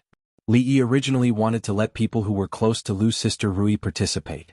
For them, this was definitely beneficial and not harmful. It was enough to change their lives. Although they wouldn't become rich overnight, they wouldn't have to worry about food and clothing. However, he didn't want to force others. This matter still needed to be decided by them. Do you still need to ask? Only a fool wouldn't do something to make money. Fang rolled his eyes, patted his chest and said, Don't worry, son-in-law. Leave this matter to me. In his opinion, those who didn't want to make money were fools. It was difficult to even fill their stomachs while guarding the small piece of land at home, not to mention marrying a concubine and living in a big house. Good things should not flow to outsiders. Of course, Fang went to find his brothers who were familiar with him. In this era, it was undoubtedly very difficult for farmers who had been working in the fields all their lives to accept a new thing. In their eyes, only land and food were tangible and tangible things. However, since it was the son-in-law who asked, almost everyone agreed without any hesitation. After all, he was the man who gave their whole family a full meal. This kind of kindness was not to say that they would go through water and tread on fire, but when Li Yi needed them they would definitely stand up. Although there were still some doubts and apprehensions in their hearts, everyone chose to believe. When old Fang showed him what he had gained on the first day, his apprehension vanished like smoke in thin air. To be able to earn a net profit of 100 copper coins in a day for them, this kind of speed that was like robbing money was undoubtedly very attractive. That night everyone was busy. A few women washed the hawthorns overnight and boiled them into a sugar paste. Fang and the others skewered the hawthorns and coated them in the sugar paste. Finally, they sprinkled some stir-fried sesame seeds on top. The next day, when the sun had just risen, they hurried down the mountain. Naturally, the movement of so many people could not be hidden from others. The plump Lady Wu stood at the door of her house and watched as Master Fang and the others carried strange sticks out of the stockade. She curled her lips and said in a small voice, "A group of idiots. Sooner or later they will be killed by that poor scholar." In a very luxurious mansion in the Qing and prefectural city, the atmosphere today was different from usual. It was very jubilant. The servant girls and manservants who walked around the mansion all received double the usual amount of money. Everyone had smiles on their faces and even their steps were much lighter than usual. Do you have anything you want to eat today? I will immediately order the kitchen to make it." In a wide hall, a middle-aged man dressed in luxurious clothing smiled as he spoke to the beautiful woman beside him. The woman looked at the table full of delicious food in front of her and smiled helplessly. She said, "Your Highness, there is no need to trouble yourself. This is already enough. Has lost a lot of weight these days. I will send someone to deliver some tonics." The middle-aged man stroked the beautiful woman's pretty face and said with some heartache. The beautiful woman's face couldn't help but blush. She looked up at the young man opposite her and said in a small voice, "Xianxia is still here." The young man opposite them coughed dryly and said, "Father, mother, I didn't see anything." Hearing his words, the beautiful woman snorted and laughed. Then, as if remembering something, she said, "I don't really want to eat the other dishes, but I do miss the taste of the candied hawthorns from yesterday." The middle-aged man glared at the young man who was engrossed in eating. "What are you spacing out for? Didn't you hear what your mother said? Hurry up and buy the candied hawthorns." "Yes, father." It was quite awkward to sit here and watch his father and mother show off their affection. Hearing this, the young man immediately stood up and said, "I will go ask Yanji where she bought the candied hawthorns." "Wait." The middle-aged man thought for a moment and said, "Since your mother likes to eat it, why don't we directly invite that person to the mansion and arrange for him to be in the kitchen? That way she can eat it at any time." "I understand." The young man responded and then walked out of the hall. His mother's depression had improved and he was also very happy. From afar, he saw the girl called Yanji walking over and immediately waved at her. Chapter 45. Qing'an Prefecture was huge. If they wanted to spread the candied haws as quickly as possible, they would need a lot of manpower. Fang alone was far from enough. They parted ways at the city gate. Li Yi followed Fang and listened to him boast about how popular he was with the naughty kids yesterday. When they reached a certain street, Fang's body shook and he looked at the familiar corner of the street. A dozen naughty kids were gathered there, their faces full of anxiety. "What candied haws? Are you guys lying to us? Liars or puppies? There really were candied haws yesterday. Why didn't that uncle come today? Are there no candied haws today?" The naughty kids paced around anxiously. For the first time in their lives, they didn't sleep in this morning. They woke up all their friends early in the morning and asked their parents for a few copper coins before rushing here. However, they were disappointed to find that the uncle who sold candied haws yesterday was not here. The naughty kids even searched the surrounding area but couldn't find a single candied haw vendor. When they thought about how they would never be able to eat the sweet and sour candied haws again, the naughty kids became even more anxious. "Look, that uncle is here!" someone shouted first. The naughty kids turned their heads and saw a familiar figure standing on the street. The next moment, they saw the candied haws that they had been yearning for day and night. Whoosh! The scene from the day before replayed itself. "Uncle, I want 2 skewers. I want 3 skewers. Here are 20 copper coins. Give me 4 skewers." The naughty kids fought to be the first. One by one, they stretched out their little hands and stuffed the copper coins into Fang's arms. They were afraid that all the candied haws would be bought by someone else if they were too late. Seeing the naughty kids leave one by one in satisfaction, and the candied haws were half gone, Fang's face was full of smiles. This made him feel like he was one step closer to his dream. However, compared to the feeling of realizing his dream, another feeling came faster and more urgent. Not long after, Fang held his stomach, bent over and said to Li Yi, "Son-in-law, please look after him for a while. I'm going to relieve myself." Without waiting for Li Yi to nod, Fang had already disappeared. Li Yi originally wanted to wander around the city, but now he could only wait for Fang to return. After a while, a few sticks of tanghulu were sold. Almost all of the buyers were naughty children or some adults who were pestered by naughty children. Occasionally, a well-dressed young lady would buy a bunch or two, but when normal adults saw that these were just ordinary red fruits, they didn't have the heart to buy them. This was within Li Yi's expectations. The biggest consumer group of tanghulu were naughty children. Whether it was in ancient times or modern times, women and children were the absolute main consumers, which was in line with his initial positioning of tanghulu. The remaining dozen or so skewers of candied haws were sold out in a short while, leaving only 1 skewer stuck on top. It was an eyesore and uncomfortable no matter how he looked at it. Li Yi frowned and plucked the last skewer of candied haws. Just as he brought it to his mouth, a voice suddenly came from afar. "Shut up." Crunch. A crisp sound came. He had already bitten off the first stick of hawthorn fruit. In order to make delicious tanghulu, it was very important to control the heat when boiling the sugar paste. This time the sugar paste had been boiled for a long time, and it was a little burnt. He remembered to remind them to be careful next time. Then Li Yi raised his head and looked at the young man who was trotting over. After a moment of surprise, two voices came almost at the same time. "It's you? It's you." The young man was also a little surprised. He didn't expect that the person selling the Tonghulu was actually the scholar who painted the last time.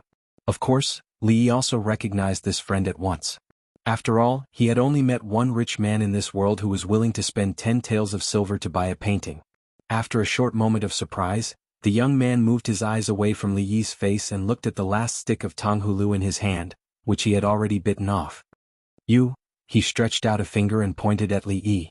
Just as he said one word, he suddenly waved his hand dispiritedly, grabbed Li Yi's arm and said, "Follow me." "What are you doing?" The young man was thin and weak, but he was quite strong. Li Yi staggered and was forcibly pulled forward by him. "Did you make this Tonghulu? Let go of me first. Is it you or not? So what if it is?" That's right. Life was like being F***ed. Since he couldn't resist, he would enjoy it. After a while, Li Yi understood that his strength was far less than the young man's. If he continued to struggle like this, he would be the one suffering. So, he simply gave up resisting and followed the young man forward.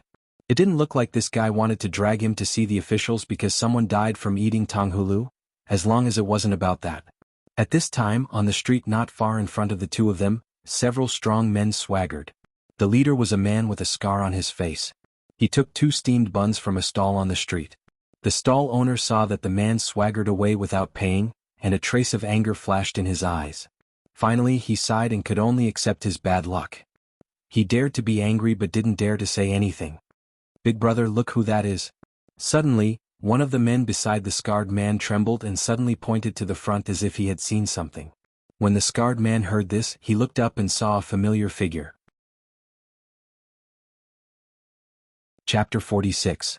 When he saw the scar-faced man again, Li Yi knew that things were going to be bad. Just by looking at the hateful expression on his face and his fiery eyes, it was obvious that this guy was a very vengeful person. Last time he had Fong and the others by his side to protect him. This time it was just the two of them. Moreover, the young man beside him did not seem to have much combat power. It was likely that he would be defeated this time. The two of them had already passed through the most bustling street.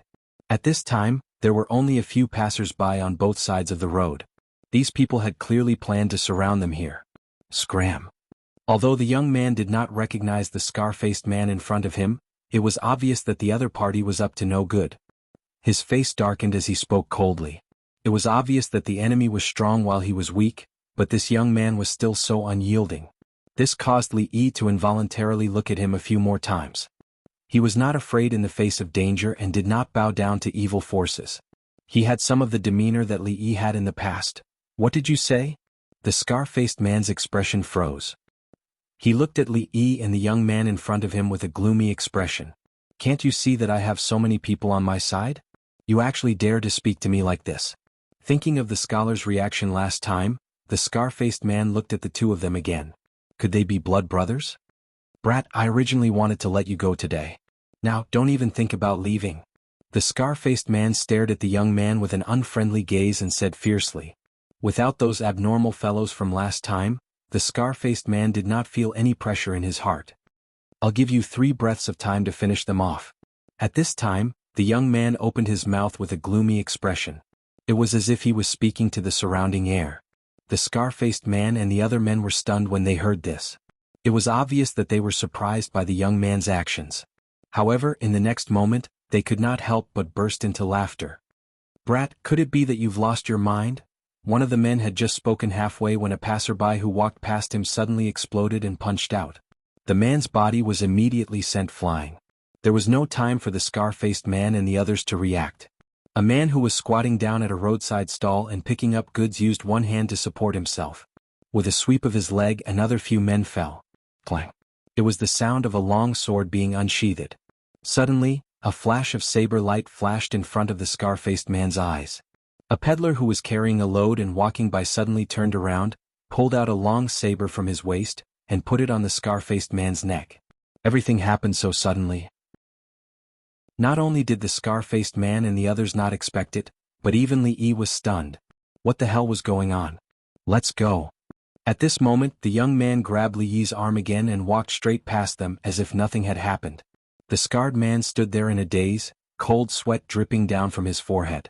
Steamed bun was once again held at knife point. At this moment he felt as if his entire outlook on life was collapsing. That person looked at him without any emotion, as if he was looking at a dead person. Just from the look in his eyes, the scar-faced man knew that he really dared to kill him. Until now, he still didn't understand why these passers-by were so skilled, and why they would listen to that young man. In the distance there was suddenly a flurry of footsteps. A few bailiffs dressed in black jogged over. The moment he saw those bailiffs, the scar-faced man was so moved that tears almost flowed out. Although he didn't know how many times he had been taught a lesson by these bailiffs, at this moment, seeing their figures, the scar-faced man felt as if he had seen his family. Family, come and save us. What are you doing? Put down your sabers. In Anqing Prefectural City, there were actually people who dared to use sabers to hurt people on the streets. The leading bailiffs roared, pulled out the saber at his waist and pointed it at the people in the distance. The expression of the man holding the saber didn't change. He felt around his waist and casually threw a token over. The bailiffs reached out and caught it. After glancing at it, his expression changed and he hurriedly put away his saber. He jogged over and said, "My lord, take all of these people back and await punishment." The man withdrew his saber from the scar-faced man's neck, waved his hand at the bailiffs, picked up his load and quickly disappeared into the streets. When the bailiffs looked back, he discovered that the two people who had been standing next to him had also disappeared. After standing in place for a moment, his expression darkened.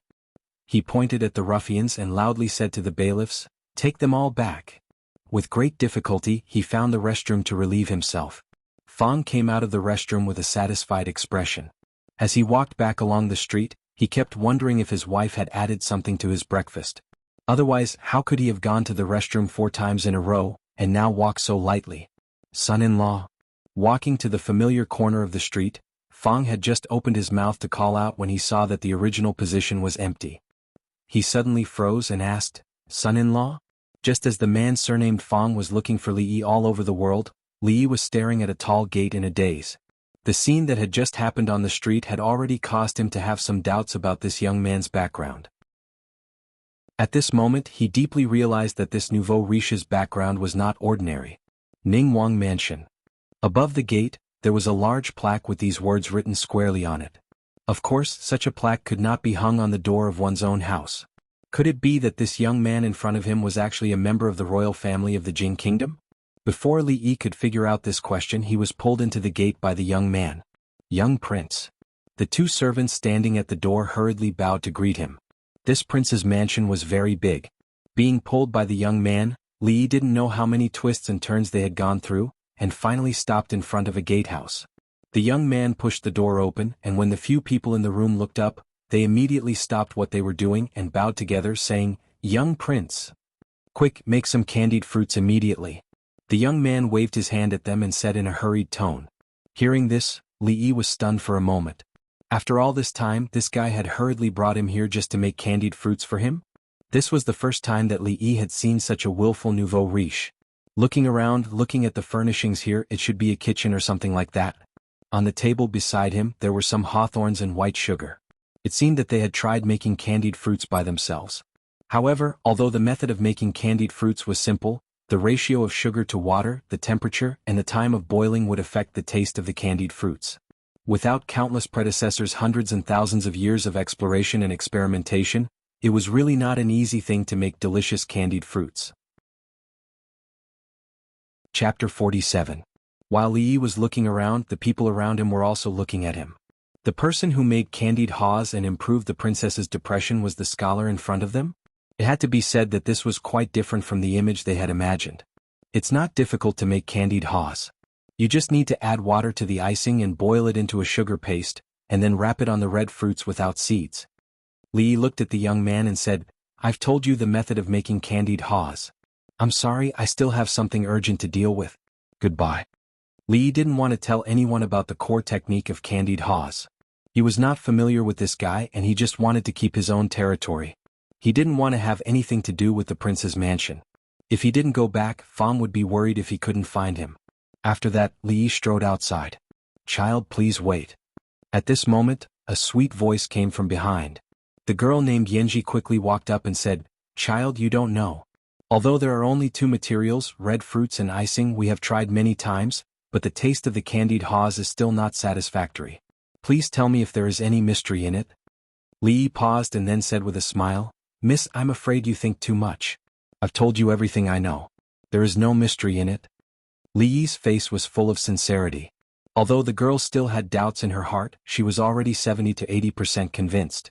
She turned to the young man and said, "Young prince, the person who sold the candied haws yesterday was not this young master. I'm afraid we have the wrong person." "Yes, yes." Li Yi nodded and quickened his pace toward the door. 10 taels of silver. At this moment, the young man suddenly said. The girl was stunned when she heard this. She didn't know what the little prince meant. At the same time, Li Yi had just stepped out of the door when he suddenly stopped. "I was rude just now. If I offended you in any way, please don't blame me. Yinji, give this brother 10 taels of silver as an apology."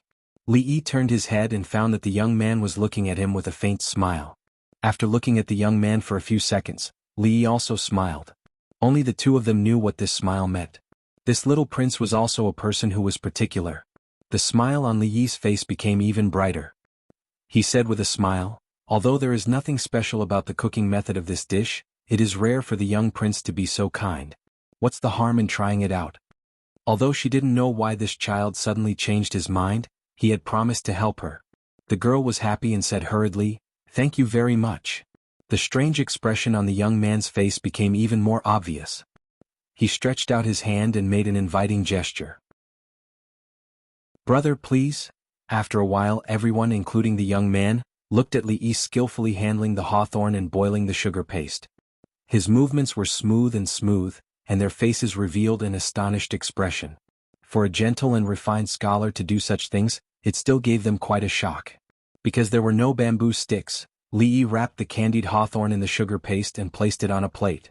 The girl used her chopsticks to pick one up. After taking a bite, her beautiful eyes couldn't help but light up. She turned to the young man and said, "Little prince, this is the taste from yesterday. I'll send it to mother right away." The young man was overjoyed. He took the plate from the girl's hands and strode out. Li Yi felt a little strange when he heard this. From the looks of it, the one who liked eating candied hawthorn seemed to be some princess. Could it be that eating candied hawthorn could make one addicted? After the young man left, the girl bowed to Li Yi and said, "Thank you, young master. Thanks to young master's candied hawthorn, the princess's illness has improved." The princess's illness? Li Yi was a little confused when he heard this. He really didn't know that candied hawthorn could actually have the effect of treating illnesses. "May I ask, what illness is the princess suffering from?" Li Yi was a little curious and couldn't help but ask. The girl's expression was a little hesitant, but then she thought about it. If it wasn't for the scholar in front of her, the princess's illness wouldn't have improved. After thinking for a while, she said, "The imperial physician said it's an illness of stagnation. However, after taking the medicine for half a month, the princess is still tired of eating every day and can't sleep at night. During this period of time, her body has become increasingly thin."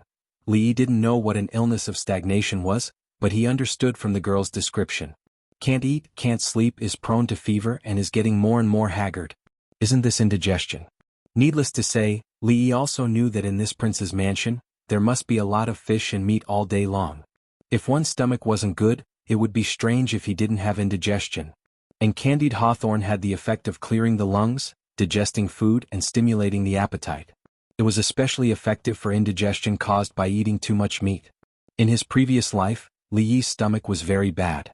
Every time he came home, one of the dishes on the table was candied hawthorn. When he was studying abroad, his mother would often call to remind him to take care of his stomach, eat less greasy food, eat more coarse grains, pay attention to nourishing his stomach, and don't stay up late at night. And that person who loved him the most and treated him the best in the world, he would never see her again. Suddenly touching the deepest memories in his heart, Li Yi's eyes unconsciously became wet. The girl named Yinji looked at the scholar with tears in his eyes in surprise. She just talked about the princess's illness, and this child was moved to tears? At this moment, the door of the kitchen was suddenly pushed open, and the young prince walked in with an excited face. He ordered a few cooks, immediately make some of the princess's favorite dishes. "I didn't expect this candied hawthorn to have such a miraculous effect." The young man turned to look at Li Yi and said with a face full of surprise, The illness of stagnation that even the imperial physicians couldn't do anything about could actually improve because of this small thing. His mother, who was usually extremely anorexic, actually took the initiative to eat after eating those red fruits. It was really hard to imagine. At this moment, Li Yi's mood had already returned to normal. He smiled and said, "The red fruits are indeed effective in treating stagnation, but it isn't a cure for the root cause. Do you know how to treat stagnation?" The young man's body suddenly trembled when he heard this, and he grabbed Li Yi's arm and asked, "I know a thing or two," Li Yi said with a smile. Li Yi felt a little apologetic in his heart for charging him 10 taels of silver for a candied hawthorn dish. No matter what, they were old customers. Li Yi had to make them feel that these 10 taels of silver were well spent. If these words were said by someone else, the young man and the girl would definitely not believe them. But when Li Yi said it, they already believed most of it. After all, he had already created a miracle. Just as the expressions on the two's faces became wild with joy, on the other side of Qing and Prefectural City, looking at the gradually darkening sky, Master Fang's face was full of anxiety and worry. Chapter 48. Fang searched the entire Qing and prefecture but did not find any trace of Li Yi. "Fang Laosen, you fool. Isn't the son-in-law with you? You've lost him." Another man beside Fang looked equally anxious. "I don't know. I just went to the bathroom and when I came back, the son-in-law was gone," Fang said helplessly. Even he couldn't understand. How could such a grown man like the son-in-law go missing just like that? If the son-in-law really can't be found, I'll see how you're going to explain it to Miss. The man beside him glared at him and said, "Do you think the son-in-law ran away?" At this moment, a hint of hesitation appeared on the other man's face and he spoke hesitantly. "Nonsense." Hearing this, the man surnamed Fang was like a cat whose tail had been stepped on. He turned his head abruptly and looked at him with an unfriendly gaze. He reprimanded, "The son-in-law is not that kind of person." Fang. The man who reprimanded the man surnamed Fang spoke in a low voice and said slowly, "What old Wu said is not impossible. After all, the son-in-law," he did not finish his sentence but everyone understood what he meant.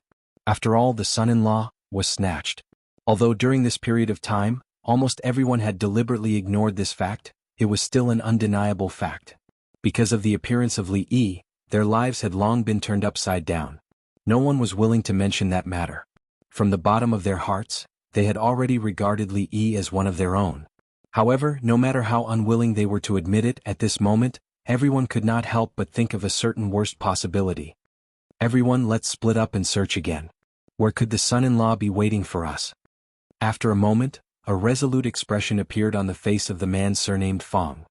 He gritted his teeth and said in a low voice. The rest of them looked at each other and could only sigh. They dispersed and began another round of searching. Li Yi was not a medical student. If the princess had any other illness, he, who had not digested a medical book, naturally had no right to speak. But when it came to treating gastrointestinal problems and indigestion, he could be considered half an expert. In his previous life, in order to adjust his stomach, his mother had used all kinds of methods. At that time, Li Yi did not care much about it. Now that he thought about it, each and every one of them was clearly imprinted in his mind, as if they were carved into his memory. Li Yi did not give them a long lecture on modern medical theories and directly said, "Other than using red fruits and sugar to stir-fry candied haws, you can crush corn and yam together and boil it into porridge. It will also have a miraculous effect on treating Wang Fei's illness." Stir-fried hawthorn with sugar and yam porridge were common dishes on Li Yi's dining table. There was no digestive aid in this world. Hawthorn could only be used as an appetizer. When the appetite was good, the body would naturally be better. The pretty servant girl and the young prince listened attentively. Li Yi continued, "Every day after dinner, Wang Fei can take a walk in the garden for an hour. It will also help to alleviate the illness. In addition, there is one more thing to remember. For this period of time, Wang Fei's diet should be light. You must not eat meat or fish all day. Try to avoid greasy food such as..." At this point in Li Yi's speech, the young man hurriedly ordered the few cooks, "Did you all hear that? Remove all the greasy dishes I mentioned. That's about all I know." After speaking for so long, Li Yi could not help but feel a little thirsty. His eyes inadvertently glanced out of the window and found that the sky had completely darkened. "Yanji, do you remember everything I said?" The young man turned to the young girl and asked. Hearing this, Yanji nodded. "Young prince, I have remembered everything. Even the imperial physicians were helpless. This handsome scholar in front of them was their only hope. If Li Yi was giving them a prescription, they would definitely carefully consider it. But he did not mention anything from the beginning to the end. Most of it was a change in the diet. Although they did not understand the reason, it seemed that he did not speak without thinking. It is getting late. I have told you everything I know. I will not disturb you anymore. With the 10 taels of silver already in his pocket, Li Yi very timely said his goodbyes. If he was any later, Fang and the others would be anxious to death. The young man did not know whether Li Yi's method was effective or not. But the appearance of the candied hawthorn had indeed improved his mother's condition. For this he had to owe Li Yi a favor. Putting an arm around Li Yi's shoulder, he said, "Brother, you have helped me so much. If I do not thank you properly, I will feel very sorry. How about this? We will hold a banquet in the Jade Courtyard tonight. We will not stop until we are drunk." During this period of time, his mother's illness had almost become a sore point in his heart. Now that he had seen endless hope, he was extremely carefree. There is no need for a banquet. I have urgent matters to attend to at home. Hey brother, this is not right. Are you looking down on me? I do not mean that. Then follow me. The young girl named Yanji watched the young prince and the scholar leave with their arms around each other's shoulders. Her pretty face could not help but show a trace of a smile. This young prince of her family was good at everything except for the fact that he did not have any arrogance. He looked like a playboy. If he were to inherit the throne in the future, the young girl really could not imagine what kind of situation it would be. This thought only appeared in her mind for a moment, and she hurriedly left the kitchen. Although she remembered everything that the scholar had said just now, it was hard to guarantee that she would not forget it in the future. It was better to find a piece of paper and write it down quickly. Li Yi was hurriedly dragged out of the prince's mansion by the young prince, who did not look like a young prince at all. Outside the Willow Leaf village, the big man surnamed Fang walked into the village in a daze with a blank face. The few men behind him also looked worried. On the other side of the village, the young servant girl was busy in the kitchen. She was humming a little song that the son-in-law taught her. It was unknown what she was thinking, but the corners of her mouth slightly curled up and her 2 black eyebrows curved into a beautiful arc. It is almost the Mid-Autumn Festival. When the son-in-law comes back, it is time to make some mooncakes. The young servant girl murmured. Suddenly there was a knock on the door in the courtyard. The son-in-law is back. The young girl's face lit up with joy. She ran out of the kitchen with light steps, crossed the courtyard and opened the door. When she saw the familiar face of Fang, the smile on her pretty face became even wider. "Uncle Fang, you are back." After looking around, she found that other than the big man surnamed Fang and the others, there was no sign of Li Yi. A trace of doubt appeared on the young girl's pretty face and she asked, "Where is the son-in-law?" Fang raised his head and looked at Xuanhuan with a complicated expression. After a long time, he opened his mouth with some difficulty. The son-in-law is missing." "What?" The young girl's delicate body shook when she heard this. After she recovered, her pretty face immediately became pale. Chapter 49. Miss, it's all my fault. I should have stayed by the son-in-law's side. Master Fang lowered his head and spoke in a low voice. His face was filled with remorse. Lu Rui's expression did not change. After a moment of silence, she nodded and said, "I understand." Unable to read the emotions in her heart, Master Fang and the others opened their mouths but did not say anything in the end. When they left with a sigh, Lu Rui leaned against the door with her sword in her arms. She looked at the almost full moon in the sky and her pretty face was as cold as ever. The young servant girl stood in the courtyard with red and swollen eyes and stared in the direction of the courtyard door. After a long time, she sniffed hard and murmured, "The son-in-law will definitely come back." After an unknown period of time, Lu Rui walked into the room and looked at the woman in the room. She said, "Sister, do you need me to go down the mountain?" Lu Rui knew what she wanted to say and did not wait for her to finish. She waved her hand and said, "There's no need." As she spoke, she looked a little absent-minded. Even though the two of them were not husband and wife, they were husband and wife after all. At this moment, she could not help but feel a little disappointed. Her initial plan was to let Li Yi go after a few days. But as time passed, her thoughts changed. No matter what, she would have to get married in this lifetime. In the past, she had always been busy for the sake of living and had never thought about these things. But these days, that slightly thin figure, in a relaxed manner, had inadvertently carried this family on her shoulders. She no longer had to worry about those things that she needed to worry about in the past. Occasionally she would think that if he was unwilling to leave and they could continue like this for the rest of their lives, it would not be unacceptable even if the act between the two of them became real. But in the end this was no longer possible. The Jadeite Courtyard. The name of this courtyard sounded indecent. Just from the name, one could tell that this was probably the same as Yihong Courtyard, and Kuai-Hua-Lu Li suspected that tonight was not just a simple meal. This young prince's way of doing things was completely different from what Li Yi had imagined. He always went out alone without a few lackeys. It was a great waste of resources. But thinking of the scene on the street in the afternoon, Li Yi immediately understood. On the surface he was alone. Who knew how many people were secretly protecting him? An ordinary passerby or an inconspicuous peddler on the street could turn into the ultimate bodyguard in an instant. Remember, after we go in, don't call me young prince. Just call me Brother Li. When they walked to the Jadeite courtyard, the young prince named Li Xian suddenly put his arm around Li Yi's shoulder and said in a low voice. Li Yi nodded. He was not surprised at all. People who wandered around in Jianghu used an alternate name to save their lives. When they visited a brothel, they still used the title of Little Prince. If this was spread out, their prince's father would probably break their legs. By the way, I still don't know this brother's name, Li Xian suddenly asked after taking 2 steps. Li Yi. Li Yi looked around curiously and whispered. After living for 2 lifetimes, this was the first time he had visited a brothel. He was a little excited. Brother, your surname is also Li. What a coincidence, Li Xian said in surprise. Although this guy was quite handsome, Li Yi still didn't want to have any fate with him.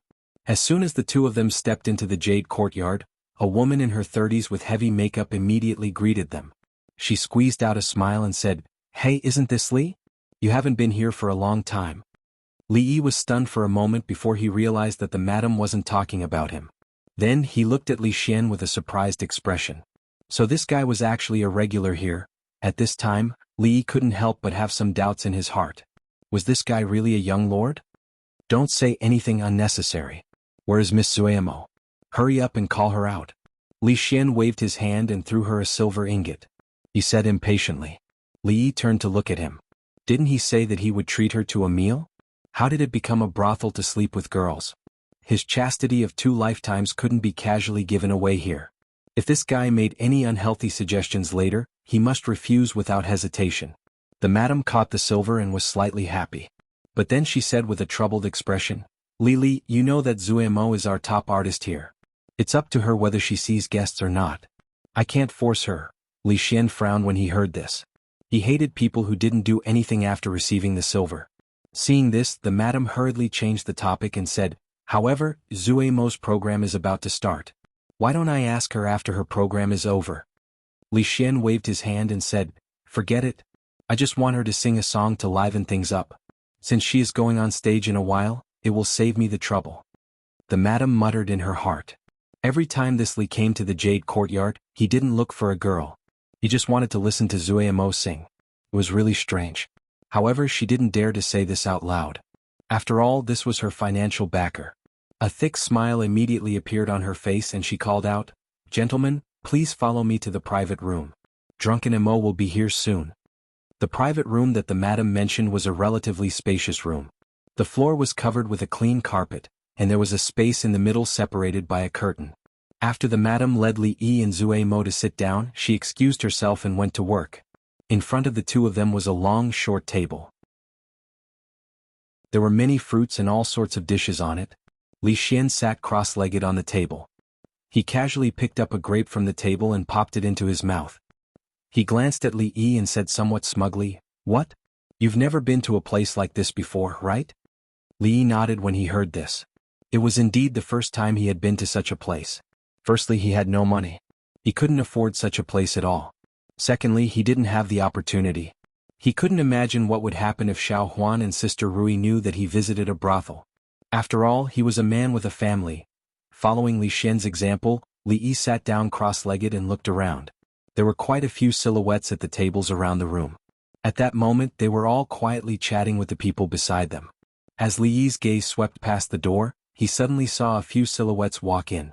He could only see that those people were all women walking slowly into the gauze tent. Miss Zuemo is here. There was a small noise around. Not long after, when music came from the gauze tent, the slightly noisy crowd all shut their mouths. Li Yi also looked with interest at the few graceful figures who had begun to dance in the gauze tent. After a moment, a pleasant voice floated out from the gauze tent. Delicate clouds play tricks, flying stars spread hatred, the silver river crosses in the dark, the golden wind and jade do meet, surpassing countless things in the world. When he heard this, Li Yi's body shook violently, and an expression of extreme shock appeared on his face. You're tuning in to the Sword Dance in the Vast Sky YouTube channel. Don't forget to subscribe and join us on this journey to catch the most captivating stories.